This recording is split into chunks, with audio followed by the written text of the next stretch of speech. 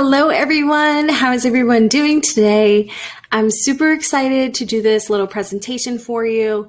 Today, we're going to be talking about how to wake and feed a sleepy baby, a step-by-step guide. So hi, my name is Jen, the lactation expert, and I want to tell you a little bit about myself and my story. So I have 8 years of experience as a postpartum nurse working with breastfeeding moms. And before that, when I was in school, I did also a lot of my research in my bachelor's program about breastfeeding because it's always interested me since a very young age. So I love working with moms, babies. So not only do I do postpartum, I also do NICU, transition nurse who helps catch and deliver the baby with the doctor. And L&D is the only thing that I don't do. So I really love postpartum because I love all the teaching and really getting in there and helping moms. I'm also a certified maternal newborn nurse for just over a year and a half. So I had to have at least 2 years of experience on postpartum in that specialty to even sit for the exam. And then I sat for about a 3 or 4 hour exam and passed. And so I have to keep up credits every 2 years to keep that certification active. So I have that as well. So I'm super excited about that. That was one thing that I really wanted to do that took me a little bit. And I am a mom of 3 little crazy children. They're 2, 5, and 7. And I breastfed them all exclusively at least for a year. And then my last one, she was about 22 months. So it's just been over a year since last May is when I officially stopped nursing. So I'm done with that stage. There's no more babies, but I still am super passionate and love helping moms with breastfeeding. Okay, so why learning this process is important? So every parent goes through this, whether you're experienced and you've had children before, or you're a new parent and you haven't come across this situation. All babies get super sleepy. So it's usually after the first 24 hours. So they do really, the first 24 hours of life. So they do really good right after delivery because they were just born, they're energized, you're energized, the love hormones, everything is going. So it's super easy to breastfeed and they breastfeed well, the majority of these babies. And then after that, they kind of like peter out and they get so tired because labor was exhausting for them just as much as it was for you. So you need to remember that they're just tired but they also still need to keep up their glucose levels. So they don't have that placenta nutrition anymore 24/7. Like when they were in utero, they had that placenta and that umbilical cord going right to them, giving them nutrients constantly. So whatever you were eating or drinking, they were getting that. Well, now they don't have that anymore. So they kind of have like a reserve for 24 hours because that period is very sleepy. But otherwise, we still want to make sure we're watching for feeding cues, and we'll talk about that and a couple of other things. So I have this step-by-step guide, and I'm also going to give you a checklist that I have that goes along with this that you can print out. It's easy to just put in your hospital bag, or if you're having a home birth, you can just have it home so you know exactly the steps to take to kind of get through that sleepy phase because all babies go through it. And if you had other children and if you formula fed, you might not have seen that because it's easier for a baby to just have a bottle in their mouth and suck formula when it's flowing into their mouth. With breastfeeding, it's a lot more complicated because you have to do a couple of tips and tricks to really get them on the breast, actively awake and sucking. Okay, so we're going to go over this. So every parent goes through it. There's steps that you can take. I see this every single day in postpartum. All babies do it. A lot of parents are kind of overwhelmed because they're like, I don't know what's happening. They're so sleepy. Also, if you end up getting your baby circumcised too, that also makes them super sleepy after for at least another 6 to 8 hours. So this can come in handy in a couple of different situations. Okay, so we're gonna go over the step-by-step process. So a sleepy baby after birth. So the one thing that you want to do is delay the bath, and we'll go more deep into all of these in the next couple of slides. 2, unswaddle and attempt to wake and feed. 3, skin to skin contact. 4 is attempt to breastfeed. 5 is skin to skin again and attempt to breastfeed. 6 is hand express your colostrum. 7 is syringe feed the colostrum. And then 8, watch for early feeding cues and attempt to breastfeed again. And then you're just going to cycle through that until you can get baby to feed. Okay? So we're going to go with step 1. So delaying the baby's bath. This is one thing that I am super adamant about. It's one of those things, especially if you're in the hospital, the baby never needs to be bathed at the hospital. Yes, it is a good teaching moment as well if you're super nervous about bathing your baby, but right after delivery, there is no need. The only times that they'll really bathe your baby is, for example, if mom was choreo, which means she had a really bad infection. Sometimes hospitals do want to do want to bathe the baby, but maybe request just a water bath and no soap. But so you can do that. But otherwise, there's a couple of other things that they might do to want you to have the bath, but really it's not necessary. You want all that vernix, that white kind of cheesy looking substance on their body. You want that to stay on them, plus all the amniotic fluid, because when you have baby skin to skin with you and you're smelling all those scents, I know it kind of sounds gross right now, but after delivery, you're going to know it's a good thing. It doesn't really smell bad unless the baby pooped in you, the meconium, then they can be really full of poop. So you kind of just wipe them off, but still for that first feeding, try to delay the bath. But you might, they might have you give the bath after too, because of the baby, if the baby pooped. But definitely all those scents and everything, those scents you inhale, and it helps your milk to come in sooner and to just like bond and do all those kind of really good things with the baby. Like sometimes it's so hard to explain what nature intended to happen and what's so natural that you just do it. So that's one of the major things is I do delay the bath. So skip the bath. If you want to skip the whole entire time you're there, or at the hospital, or if you're having a home birth and you want to wait later, you can also do that. I actually waited and did an herbal bath with my daughter, the last one, and it had some salt and some sea salt in the herbal bath, so it helped to dry out her cord a little bit too. So that was awesome. So you can always delay the bath. That is something that is not necessary, that some of the nurses and staff will not tell you. So you don't need to do the bath. There's no medical indication for it. So that is the number one thing.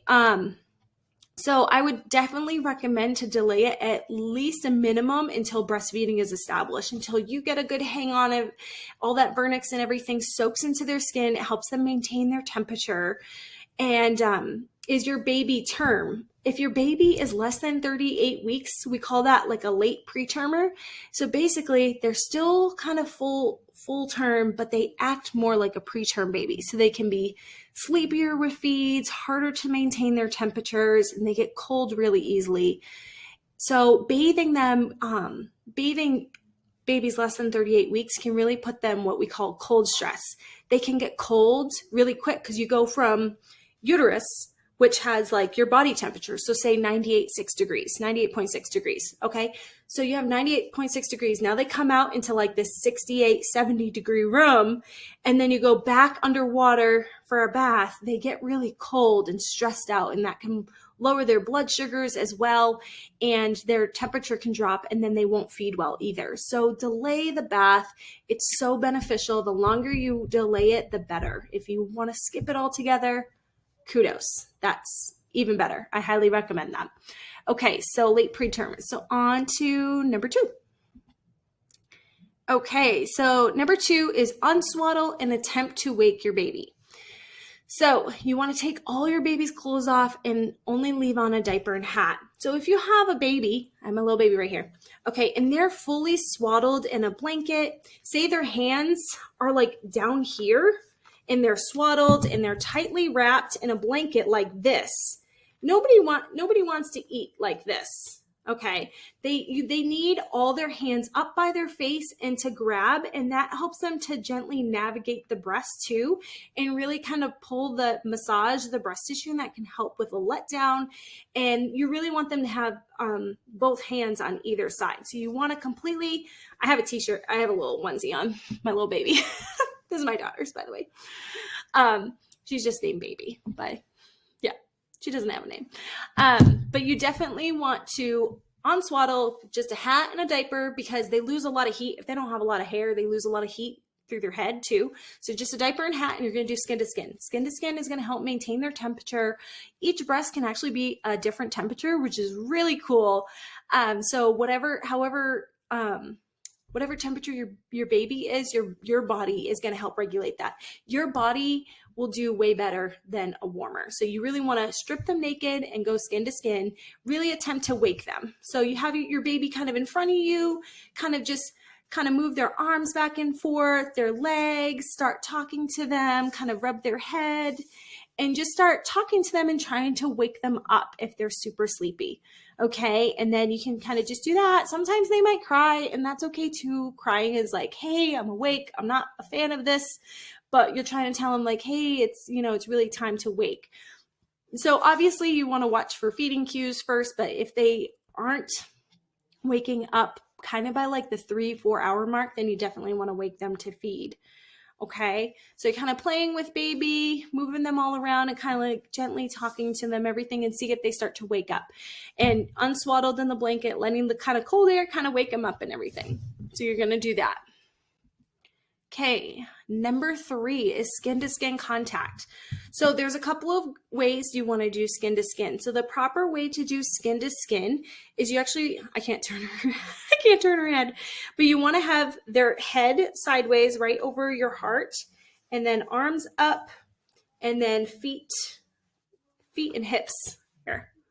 Feet and hips like kind of up, elevated like this. Good for their hips, right in your center, and their head would be turned right over your heart.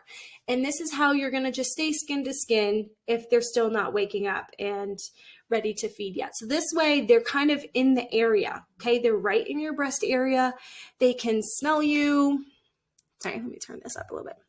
So they can smell you, they can hear your heartbeat, and sometimes it makes them a little sleepy again, but also sometimes their sense, they can really smell you, they can smell your colostrum, your milk, and sometimes they'll just start going like this and rooting, and that's one of the baby's natural reflexes. That's perfect. Watch for that feeding cue. That means that they're ready to root on down and to go breastfeed. So the easiest way you can do is going right from here and just kind of nuzzle down to that left side.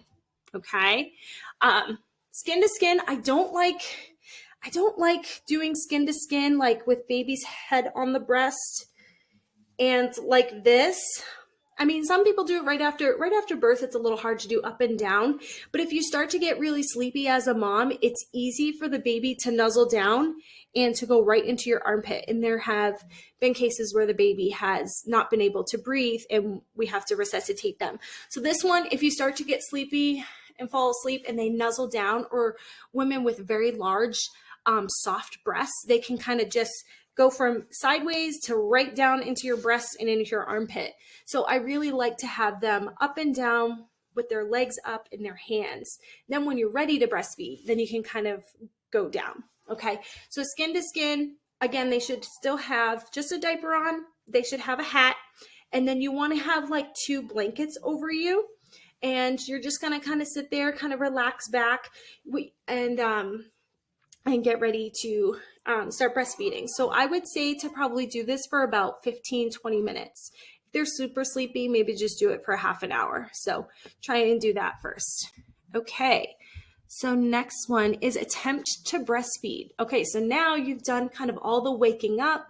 You've done some skin to skin. So now it's time to try and attempt to breastfeed. So if they are rooting, obviously they are showing you feeding cues that they are ready. So you're going to nuzzle baby down kind of in a position to breastfeed. Remember, belly to belly. Okay, this is like a natural reflex for them. You don't want baby turned out and trying to turn their head sideways, because nobody wants to eat with like that. You want their spine straight and their head kind of tilted back a little bit. If their head is too far this way, so if you have baby too far over and their head and neck are like this, nobody can eat like that. You want to be able to eat with the neck straight or kind of tilted back like you're taking a drink of water. So they want the same thing. So again, you don't want out and having their head turned. That's not comfortable for their body and their spine. Because it's the same for us. We don't drink water like this, like that automatically, just even for us as adults, feels really uncomfortable. Okay. So you want to try and nuzzle down. The easiest position for especially first-time moms, even just newborns in general, whether it's your third baby, your fifth baby, whatever. Reverse cradle is my absolute favorite. So this one is you're going to hold baby right behind the shoulder blades. So your whole palm of your hand is kind of on baby, kind of support the back of their neck, and you're going to hold your breast entirely with your hand. So now if you're coming from the side, you want to hold your breast this way. Now, if you're coming from football, you want to hold your breast this way. So you want to watch your hand position because you want your breast tissue going into their mouth, kind of like as if you were eating a sandwich. You don't want it to go this way because it's not going to be a good latch. They're not going to be able to get that negative pressure seal. So you latch, so you hold from the bottom, go chin and then up and over. And they like that closeness feeling. Okay. So they don't like falling away. So if your baby, you're not holding them tight to your body, that initiates that startle reflex, and they'll constantly startle and feel like they're falling, and then they'll pop off. They'll get frustrated at the breast. So really hold them nice and snug with your arms, and then you hold your breast with this hand and then move baby towards the breast with this hand and your baby. Okay. And try and latch.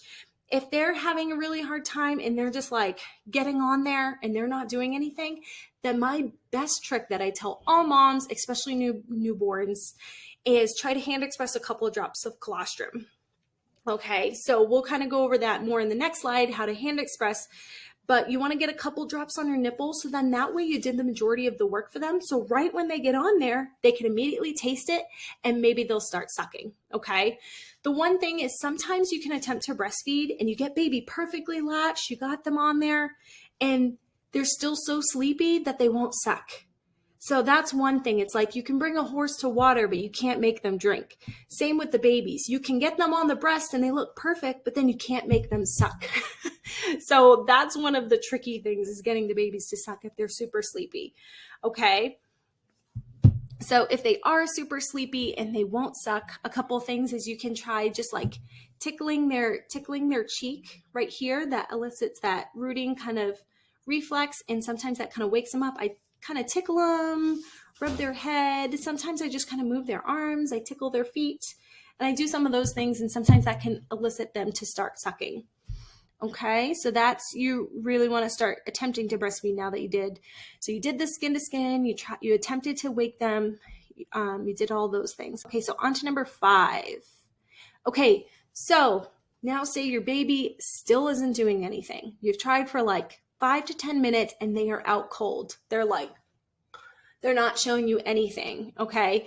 So what you're going to do is you're just going to kind of do the last 2 steps. You're going to do skin to skin for like another 15 to 30 minutes, and then you're going to attempt to breastfeed again. And obviously watch cues. If they're showing cues any sooner to want to breastfeed or nurse, then you're going to attempt to breastfeed again. But you do want to still attempt at the end of doing some more skin to skin is attempt and do step number 4 all over again. So try and hand express a couple drops, latch them on, sometimes even just trying a different position. So if you did cross cradle, maybe just try football this time, or maybe try laid back nursing.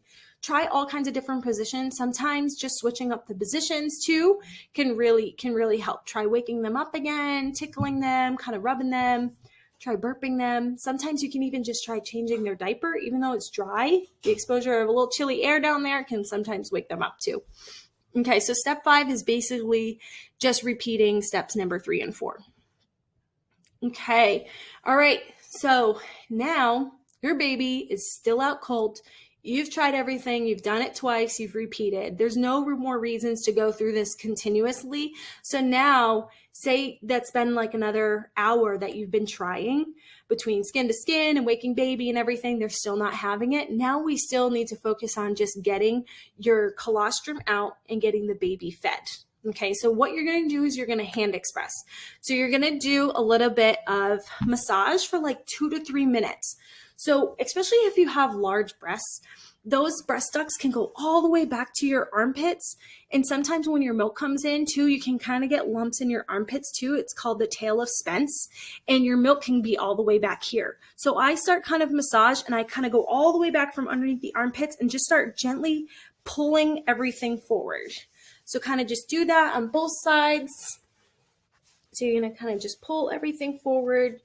Okay. And then you're going to kind of like take like 2 or 3 fingers, and I just start gently doing little circles, like all around the breast, mostly on top and on the sides. You don't really need to go underneath. On the sides, kind of there, and then just keep doing that and then pulling towards the front. So what you're trying to do is you're trying to loosen up those breast ducts, and that colostrum is super thick. It's like honey. Okay. You know, when you're pouring honey out, how like long it takes to kind of like get down the container and come out of the spout. The same thing is with your breast. So if it's really far back in there, you want to kind of move it all towards the front of where your areola and your nipples are, so it'll be easier to come out. Okay. So you're going to do that for about 2 to 3 minutes total, kind of like on both sides, kind of getting things ready. So then it really helps to, when you start hand expressing, that the colostrum will be right there. Okay. And you're going to actually hand express as if you were feeding your baby. Okay. So about 10 to 15 minutes, however much you can get in that amount of time. And then that's what we're going to feed to baby. Okay. So then you're going to take your hand like a C. If you've watched my other video, I kind of talked about this too. So this is kind of just a repeat, but you're going to take like your hand like a C, either side of the areola, not the nipple. Okay. Your areola is the darkened area around the nipple. So you want to kind of go right around that, and then you compress backwards, and then you squeeze and hold. Okay. So that's what the hold is very important because it's so thick. You want to go compress backwards, squeeze and hold, and let it slowly come out and through the nipple and out. Okay, so you want to try and do that. If you have large breasts, the two-handed technique usually works a lot better. So usually take 3 fingers, okay, on either side of the areola, same thing.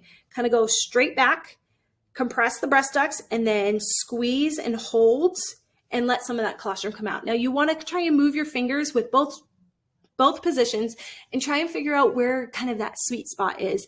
That one kind of breast duct that has colostrum and it's really kind of coming out. You'll notice on your nipple, it will come out multiple spots. There's no one spot. I think there's like, I think if I remember from my class, it's about 20 to 30 different little pathways from all the breast ducts through the nipple. So it will come out of multiple different holes. Okay. So you're going to get and then once you do that, usually I use a little medicine cup. So if you're in the hospital, you can just ask the nurse for a medicine cup. You can also just use a spoon. I prefer the cup because then just in case somebody bumps you or something, it's not going to spill. But I do it into a medicine cup, and you want to try and sit up in the bed. It's hard if you have a C-section, but do your best to try and sit up all the way on the edge of the bed and kind of go over and then hand express and scoop from the colostrum.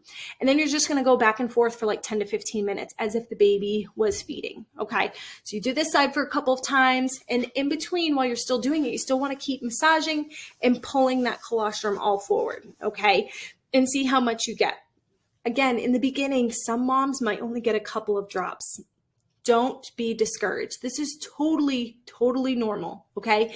I have nursed three children, and it takes me a long time. I start building up my supply before my children are born. So I start hand expressing kind of right around 36 weeks, and I start building up a stash beforehand. So I have it when they're born. But even after they're born, after I nurse them and I try and hand express, I probably only get like 0.2 and 0.3. That's totally normal. It's still colostrum, and you're still massaging and stimulating the breasts, which is important. So then your body will know to make more, and then you're still going to give it to your baby. And if you stay skin to skin, so if you're hand expressing, hand baby off to dad. I really encourage dads to do skin to skin too. Again, it's going to help maintain their blood sugars, their temperature. It's going to help with bonding, and they can really regulate their respiratory, their breathing rate and everything too, if they're really upset. And all those good things. So while you're doing that, try and have dad do skin to skin. If he doesn't feel comfortable, then just holding them, help them maintain those blood sugars, even if they're not feeding. Okay. And whatever little bit you're going to get, we're going to go on the next slide, and we'll show you how to syringe feed. Okay. All right. So step number 7 is syringe feed your colostrum. Okay. So now since I've been doing this for 8 years, syringe feeding is probably my favorite. Yes, you can cup feed. You can also spoon feed. It just tends to be messier for me, and I don't want to lose any of that colostrum, okay? It is liquid gold. When you hand express for 10 to 15 minutes, you'll know that it's a lot of work, and you just worked really hard. I don't want you to spill any of that, and I also want to make sure baby gets all of it. So I prefer syringe feeding. I think it's the easiest to teach parents, and they can just literally, it's a quick teaching and demonstration, and they can do it then the next time at any of their other feedings. Okay. So some hospitals will have like a syringe tip, a syringe that has a curved tip, so then it can kind of go nicely into the corner of their mouth. Otherwise, I have just like these small little 1 ml feeding syringes. So you would just go in the cup, draw up whatever colostrum you have, read how much it is. Those 1 ml syringes are like points. So it's like 0.1, 0.2, 0.3, 0.4, all the way up until 1. If you get a lot more than that, then they, most hospitals have like a 3 or 5 ml syringes too, and you can get one of those. And then all you're going to do is kind of just like this picture right here is wash your hands. If you don't feel comfortable using your bare hands, you can just put on a glove, but you want to kind of, with baby, you want to have them suck your finger this way. So don't go this way, because if you, here, I'm kind of showing. So if you go this way, they're kind of really hitting your fingernails, like hitting the roof of their mouth. You want to do it this way, so then you can gently tickle the roof of their mouth and elicit that suck reflex. Even if they're super sleepy and tired, this is why babies can mostly formula feed when they're tired, not breastfeed, because breastfeed takes a lot more effort. They have to be awake and active to really do vigorous, deep sucks and create that vacuum to really pull that thick colostrum. If they're sleepy, they're not going to do that. So it's easier because you can just put your finger in their mouth and they gently start sucking. They create a seal around your finger, and then you take that syringe and you put it right in the corner of their mouth while you have your finger. So you have your finger, then you have the syringe, and you slowly squirt it in while they suck and swallow. Totally easy. You don't even really have to burp them after, because they're not going to get a lot of air. And that's the simplest way to syringe feed your colostrum. And then you just gently push it in while they suck and swallow, and then they just drink your colostrum. You still took it out of your breast, so your breasts are going to automatically make more. So baby got fed, you took your milk out, everything is good. That counts as a feeding. Okay. Some nurses might get a little upset by this. Some nurses think this is controversial. They're like, oh my gosh, mom only got like 0.2. How does that count as a feeding? I'm like, we still took out milk, colostrum. We still gave it to baby. The baby is super sleepy right now. They are stable. They're not showing any signs of low blood sugars or anything like that. So there's no reason to supplement. Sleepy babies are totally normal in the first 24 hours. So and after circumcisions or other procedures, so they're going to be sleepy. So there's no reason to supplement at this time. We just have to give them more time. So this way, doing this little process really gives them a little bit of colostrum until they start waking up and showing us those cues. Okay. So step number 8. So this is what you're going to do. So after you syringe fed, wrap up baby, try and catch a quick cat nap. You'll feel like $1,000,000 even if you just get like a 30-minute nap. Okay. And now you're going to watch for early feeding cues. So some early feeding cues over the next couple of hours are fists moving to their mouth. Obviously they're trying to break out of their swaddle. They're probably hungry. Sucking on their hands or smacking their lips, turning their head to look for the breast, like rooting, kind of opening their mouth, opening, closing their mouth, and becoming more alert and active. Obviously, if they're waking up in the crib or in your arms or anything, then you want to put them to the breast. So the most important thing, the best tip that I ever received, I don't even remember whoever told me this, but you can't over breastfeed a baby. That is the absolute best thing about breastfeeding, is if you go through trial and error with a baby, you try burping them, you try reswaddling them, you try rocking them, you change their diaper, and they're still fussy and you can't figure out why, guess what? You can breastfeed them because it's so natural. Their body's going to use what it needs and then poop out what it doesn't. And you can't make a baby over breastfeed. They're only going to eat what they need, and they're going to stop when they're done. So formula, on the other hand, you can formula feed and it can keep going and going and going, and they can't make you stop sometimes. So you can definitely overfeed with formula, but not with breastfeeding. So put your baby to breast early and often, as many times as you can, especially in those first couple days. That's really going to train your body to have your milk come in sooner, and they'll lose less weight. They'll be less jaundiced. Their sugars will be stable, and all around, it's the best thing.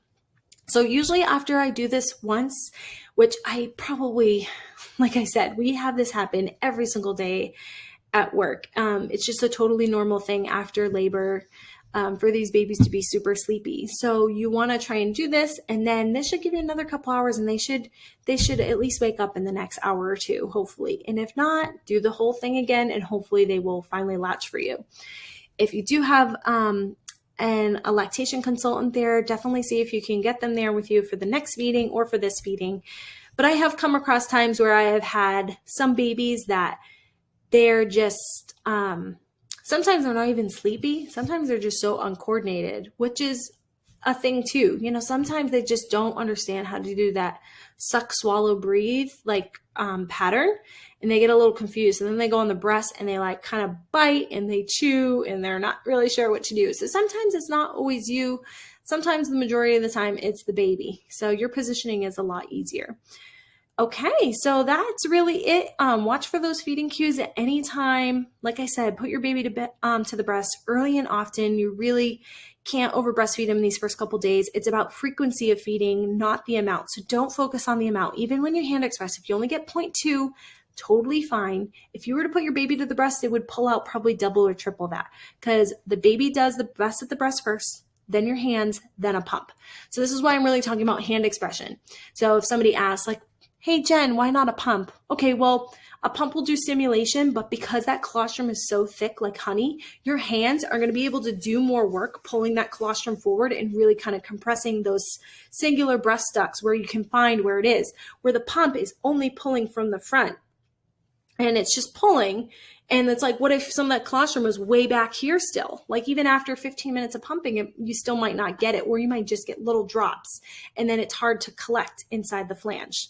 So I would definitely recommend hand expressing it, especially in the first 24 hours. And then otherwise, you can do all these same things. But then after 24 hours, you can use a pump first and just pump for 10, 15 minutes and then try and hand express after. Hand expressing after each time you can pump can actually double your milk supply and help it come in quicker. So I highly recommend that too if you need to start pumping for any reason.